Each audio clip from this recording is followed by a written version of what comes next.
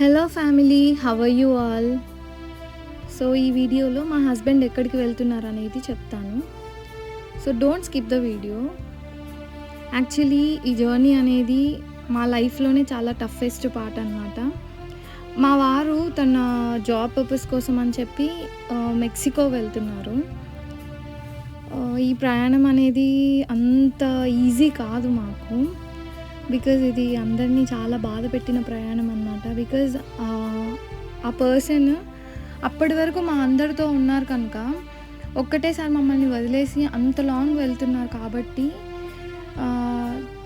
Literally అసలు ఆ tears ఆగలేదు. ఎంత కంట్రోల్ చేసుకుందామన్నా కూడా అస్సలు అంటే అస్సలు ఆగలేదు.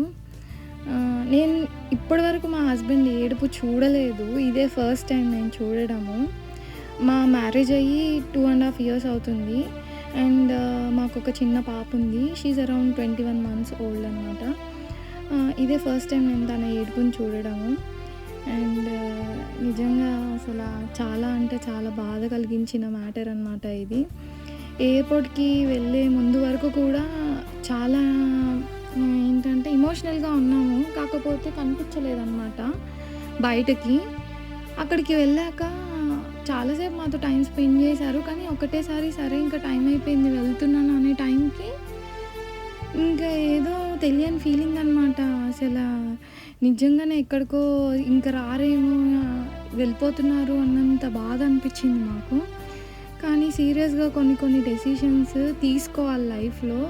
ఎందుకంటే మన ఫ్యూచర్ బాగుండాలి అంటే ఇట్లాంటి ఒక డెసిషన్స్ తీసుకుంటేనే థింగ్స్ అనేది ముందుకు వెళ్తాయి. కాబట్టి నేను మా హస్బెండ్ ఇద్దరము ఒక డెసిషన్ తీసుకొని మూవ్ ఆన్ అయ్యామన్నమాట.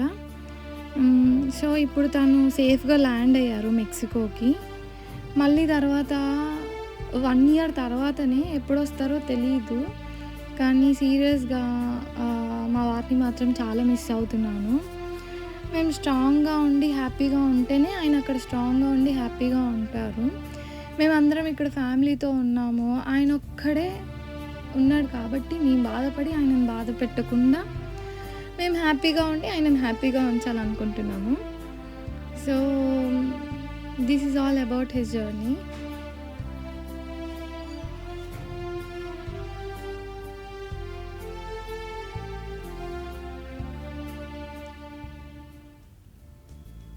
మా చిన్న ఫ్యామిలీ అనమాట, క్యూట్ అండ్ స్వీట్ ఫ్యామిలీ.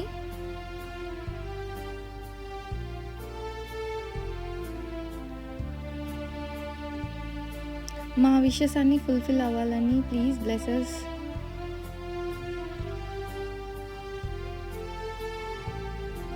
ఎవరైనా ఫస్ట్ టైం చూస్తుంటే కనుక ప్లీజ్ సపోర్ట్ us. ఒక లైక్ ఇచ్చి సబ్స్క్రైబ్ చేయండి.